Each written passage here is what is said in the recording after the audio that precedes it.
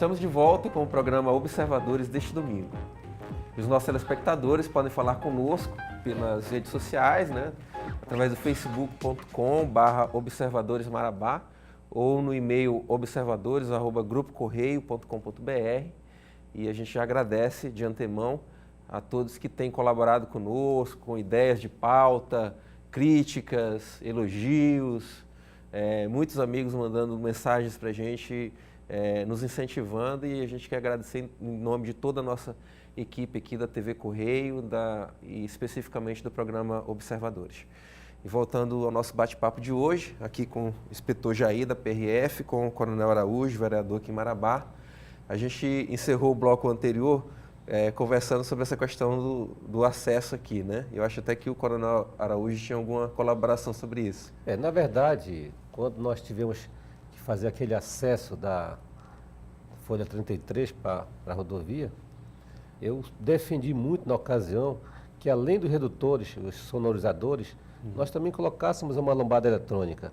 Na ocasião, o DENIT já planejava aquela lombada eletrônica que hoje fica ali próximo à Câmara dos Vereadores. E, na verdade, ali a necessidade era muito menor do que tinha ali próximo ao semáforo da Folha 33.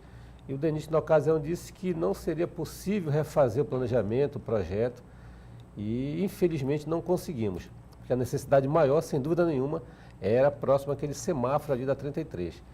Os redutores melhoraram, os acidentes diminuíram. Na verdade, hoje que se observa que os poucos acidentes que ainda ocorrem lá, na sua grande maioria, e o Jair pode me confirmar, ocorre mais por falta de atenção do condutor, por desobediência à sinalização do próprio condutor. A gente observa no dia a dia, muita imprudência. Então, infelizmente, os acidentes ainda ocorrem, mas em sua maioria por conta da desobediência à sinalização. Eu lembro que o DMTU teve, inclusive, que criar um delayzinho na abertura do semáforo, né? Ou seja, ele fica num determinado período fechado em vermelho para ambos os movimentos. Isso. Né? Justamente porque ainda tinha aquele cidadão que queria, deu verde, ele já queria até hoje tem esse tempozinho maior, onde fica fechado para todos os lados, para justamente tentar se evitar mais acidentes. Eu acho que tem ocorrido bem. Esse foi correto, Jair? Eu acredito que fez uma diferença, né? Além de outras coisas que fizeram ali, né? A sinalização melhorou e tal. E eu estava conversando com o Coronel hoje aqui em off, antes que também a presença da PRF, a gente mandou viaturas para lá. Nós estamos agora recorrendo também às câmaras lá da prefeitura, né?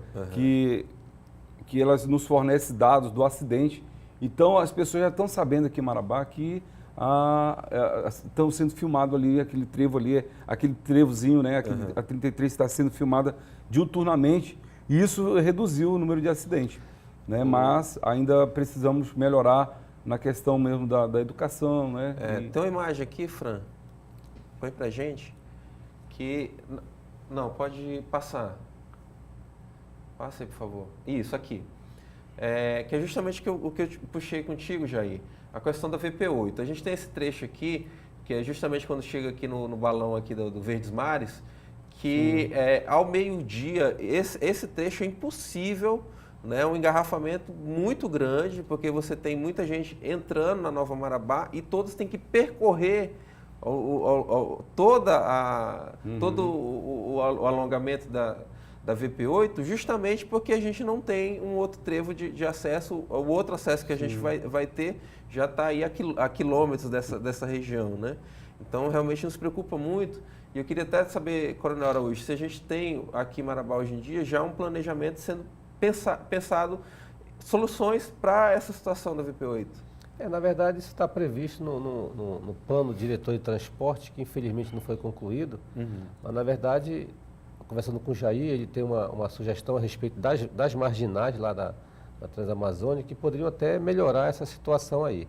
Tá certo? Mas, complementando até o que o Jair falava há pouco, aquela câmera que fica ali próximo à Folha 33, ela tem ajudado muito, não só a Rodoviária Federal na identificação de alguns acidentes, mas também em outros pontos, tem ajudado muito a polícia. Então é importante o sistema de vídeo monitoramento de Marabá.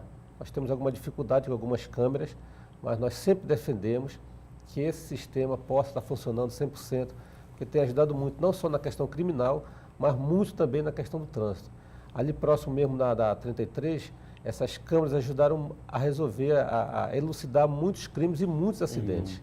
Isso é uma coisa muito importante, que Marabá precisa sim ter essa noção da importância das câmeras espalhadas pela cidade. Certo. O que isso poderia fazer? Uma sugestão minha nesses trevos.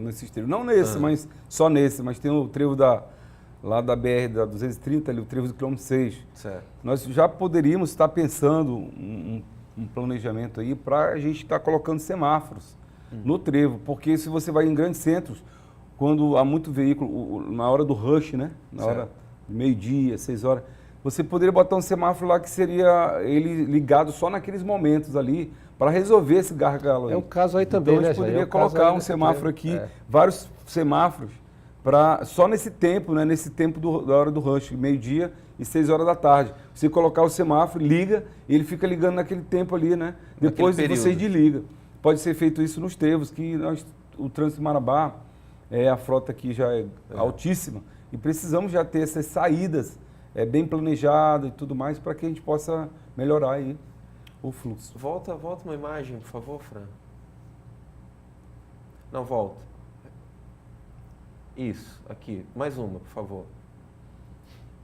Aqui. A gente tem uma situação aqui que o modus operandi foi criando uma realidade, né?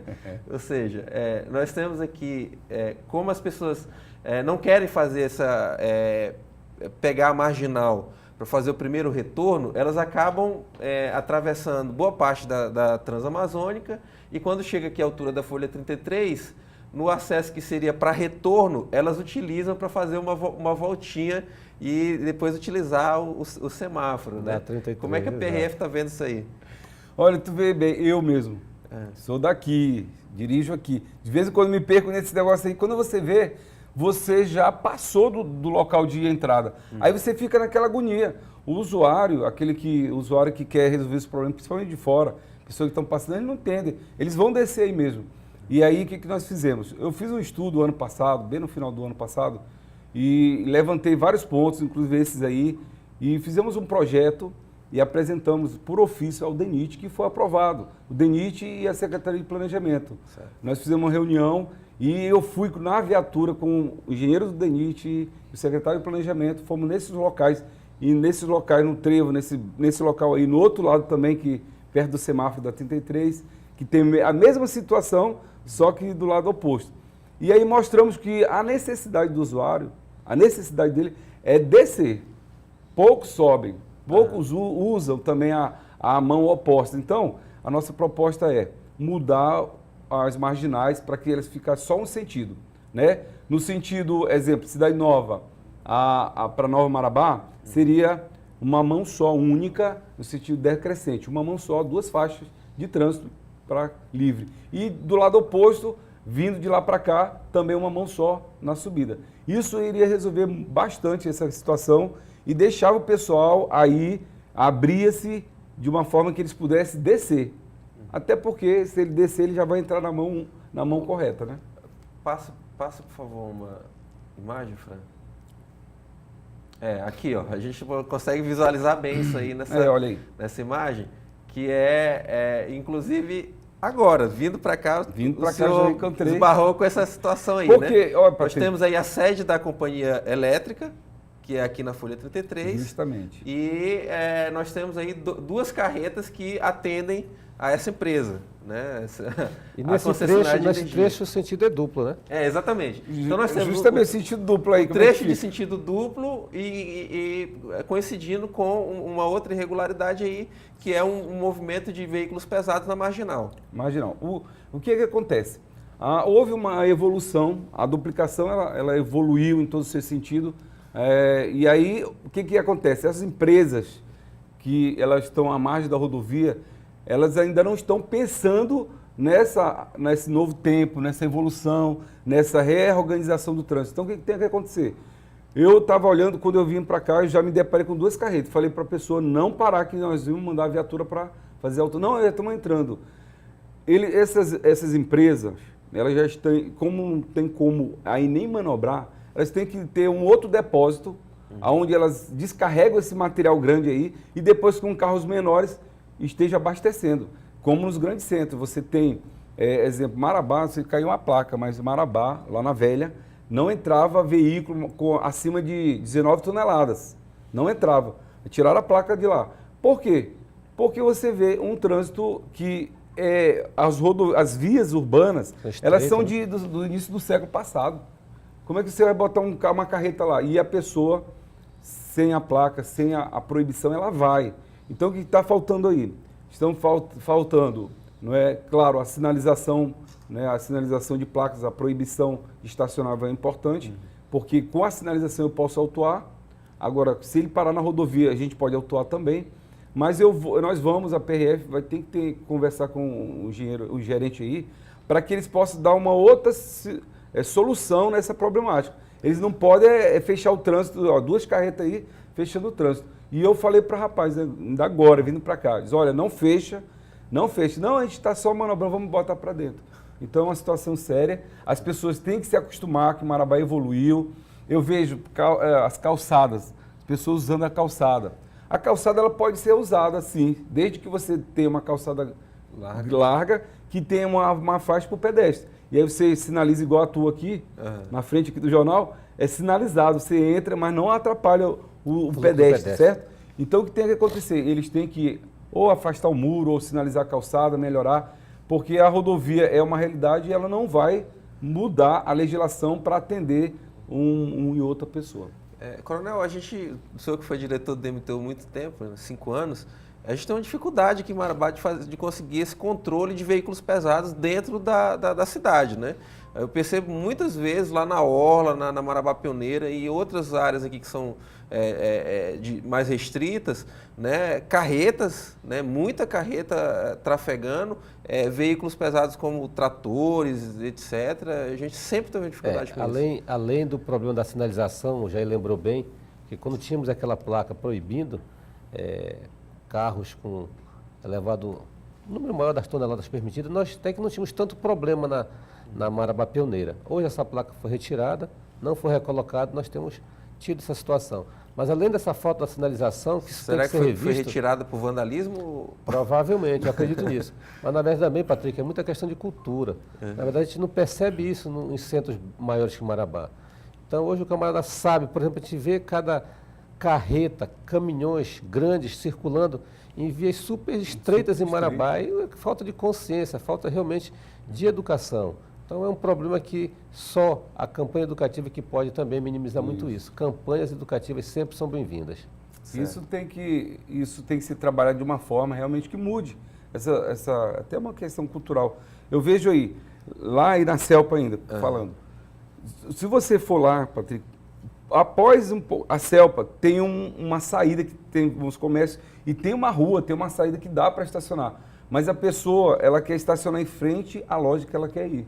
Ela não está com aquela ideia de uma cidade que evoluiu, porque se você for no grande centro, se você estacionar 1 quilômetro meio quilômetro, 1 quilômetro do local onde você vai fazer uma compra, você já está no lucro, né? Correto. Em todo lugar você tem que fazer um retorno, você vai longe. Se você vai ter que fazer uma compra num comércio, Imperatriz, num comércio lá você não estaciona menos de 500 metros de uma loja. Você estaciona e vai andando. Aqui não. A pessoa quer ir na Celpa, no escritório. Então ela quer ir, ela vai para bem na frente e desce e vai lá. Mas lá à frente, 10 metros depois tem uma rua, tem vários lugares que pode ser estacionado. Mas aquela ideia de interior, cultura, né? A cultura. Tem que ser mudado, a gente tem que trabalhar na parte educativa. Eu já falei em outra oportunidade, nós temos que fazer um trabalho em conjunto, claro, com todos os órgãos e o DENIT, fazer um trabalho de passar em todas essas rodovias e conversando com o lojista, conversando a possibilidade de acesso à calçada. Tem lojista, coronel, que coloca canteiro de planta na sua calçada, na perpendicular, não passa nem carro, não passa nem pedestre, e fica um negócio privado. Da estética que fica bonito, mas fica privado. A minha calçada. A calçada é pública. A calçada é pública, né? Então nós temos que fazer um trabalho de sinalização, de educação e melhorar isso aí, porque nós está difícil. Nosso bate-papo tá bom e tá passando rápido, viu? Já chegou o momento de chamarmos novamente os nossos parceiros. O programa Observadores vai para um rápido intervalo e nós voltamos em seguida aqui na TV Correio SBT.